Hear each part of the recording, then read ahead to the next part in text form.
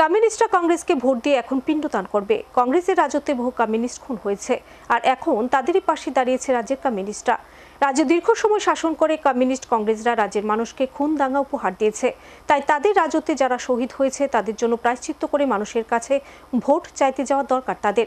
ধনপুর মণ্ডল আয়োজিত নির্বাচনী জনসমাবেশে বক্তব্য রাখতে গিয়ে এভাবে বাম কংগ্রেসকে বিঁধলেন পশ্চিম ত্রিপুরা লোকসভা আসনে বিজেপি মনোনীত প্রার্থী বিপ্লব কুমার দেব। রাজ্যের লোকসভার দুটি আসনে নির্বাচন যত এগিয়ে আসছে ততই যেন প্রচারে ঝড় তুলছেন পশ্চিম ত্রিপুরা লোকসভা আসনে বিজেপি মনোনীত প্রার্থী রাজ্যের প্রাক্তন মুখ্যমন্ত্রী সাংসদ বিপ্লব কুমার দেব। নিজের সংসদীয় কেন্দ্র এলাকায় প্রতিদিন মণ্ডল স্তরে একাধিক প্রচার কর্মসূচিতে অংশ নিচ্ছেন তিনি। পদযাত্রা, বাইক মিছিল থেকে শুরু করে জনসমাবেশে অংশ নিয়ে প্রধানমন্ত্রী মোদীজির উন্নয়নমূলক কর্মসূচিগুলি তুলে ধরে যেমন ভোট চাইছেন, তেমনি বিরোধী কংগ্রেস বাম জোটের রাজত্বের পরিস্থিতি তুলে ধরে তাদের কটাক্ষ করছেন। প্রায় প্রতিটি জনসভাতে বাম কংগ্রেস নেতাদের তুলোধনো করছেন বিজেপি প্রার্থী অন্যান্য নেতৃত্ব। তা আরও একবার প্রত্যক্ষ করা গেল শুক্রবার ধনপুর বিধানসভা কেন্দ্রের তৈবানতাল এলাকায়। এদিন বিজেপি ধনপুর মণ্ডলের উদ্যোগে তৈবানতালে অনুষ্ঠিত হয় এক নির্বাচনী জনসমাবেশ। সমাবেশে প্রধান বক্তা হিসেবে উপস্থিত ছিলেন পশ্চিম ত্রিপুরা লোকসভা আসনে বিজেপি মনোনীত প্রার্থী বিপ্লব কুমার দেব।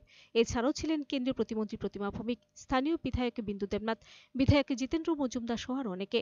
সভায় বক্তব্য রাখতে গিয়ে বিপ্লব কুমার দেব রাজ্যের পূর্বেকার বাম ও কংগ্রেস রাজত্বের চিত্র তুলে ধরে বাম কংগ্রেসের জোটের তীব্র সমালোচনা করেন। তিনি বলেন, কমিউনিস্টরা দীর্ঘ 25 থেকে 35 বছর রাজত্ব করেছে ত্রিপুরায়, বিনিময়ে মানুষকে দাঙ্গা দিয়েছেন। কংগ্রেস সিপিএমের জন্য এনএলএফটি আইএফটি তৈরি হয়েছে। ত্রিপুরার মানুষকে খুন দাঙ্গা উপহার দিয়েছে তারা। তাদের সময় বহু বাম কংগ্রেস নেতাকর্মী সমর্থক খুন হয়েছেন। তারাই এখন একে অপরের সাথে হাত মিলিয়েছে। এর জন্য তাদের প্রায়শ্চিত্ত করা উচিত। মাথা মুন্ডন করে প্রায়শ্চিত্ত করে মানুষের কাছে ভোট চাইতে যাক তারা। মানুষের সামনে ভোট চাইতে যাওয়ার তাদের কোনো অধিকার নেই। ত্রিপুরার মানুষকে ভবিষ্যৎ দেননি, আপনারা ত্রিপুরার মানুষকে রোজগার দেননি। লজ্জা হয় না? শেষ বয়সে হাত চিহ্নিত ভোট পেতে যাচ্ছেন। বলে না শেষ বয়সে মানুষ তো কমসে কম, আমরাও গ্রাম পাহাড়ে একটা প্রবাদ আছে, কেউ যদি বেশি বয়সে মিথ্যা কথা বলে আমরা বলি, আরে অনেক তো বয়স হয়ে গেছে, কমসে কম শেষ বয়সে সত্য কথাটা কও।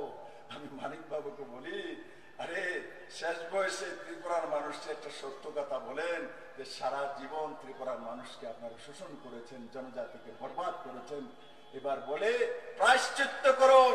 আপনি আর আশিস সাহা মিলে আগে বিচ্ছিন্ন মনুতে যান, সেই শহীদ মিনারে গিয়ে মাথা মুন্ডন করে জিতেন চৌধুরীর সঙ্গে আগে প্রায়শ্চিত্ত করেন, তারপর ত্রিপুরার মানুষকে ভোট চাওয়ার অধিকার জন্য যান। বাবু, আপনাদের অধিকার নাই মানুষের সামনে যাওয়ার, আপনাদের অধিকার নেই, আপনাদের অধিকার নেই গণতন্ত্রের ভোট চাওয়ার অধিকার। আপনারা গণতন্ত্রকে খুন করেছেন, আপনারা তন্ত্রকে খুন করেছেন, আপনারা সিস্টেমকে খুন করেছেন।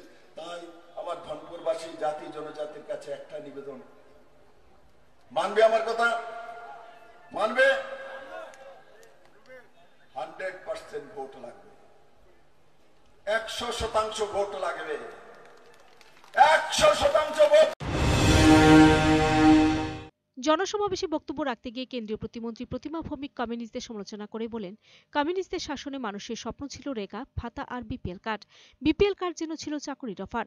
আজকে তিনি রাজ্যের মানুষ তা থেকে বেরিয়ে এসেছে, আর তা সম্ভব হয়েছে মোদীজির জন্য। জনজাতিদের মান উন্নয়নের জন্য একমাত্র কাজ করে চলেছেন প্রধানমন্ত্রী নরেন্দ্র মোদী। শাসনে আমরা যারা ধনপুরবাসী মুখ্যমন্ত্রী বিধানসভায় ছিলাম, যারা ত্রিপুরাবাসী, কমিউনিস্টের শাসনে আমাদের একটাই স্বপ্ন ছিল রেগা ভাতা আর বিপিএল কার্ড। মানে বিপিএল কার্ডটা মনে হয় চাকরির অফার, এই ধরনের ছিল। আর আজকের দিনে কি চায়?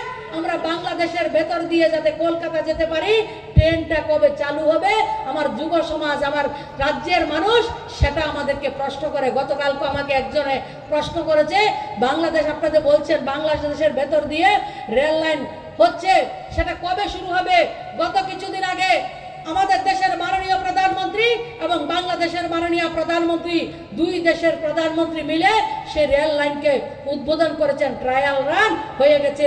আমরা এই বছরের মধ্যে বাংলাদেশের ভেতর দিয়ে আমরা কলকাতাতে যেতে পারবো। সেই কাজ দেশের প্রধানমন্ত্রী আমাদের জন্য করে দিয়েছেন।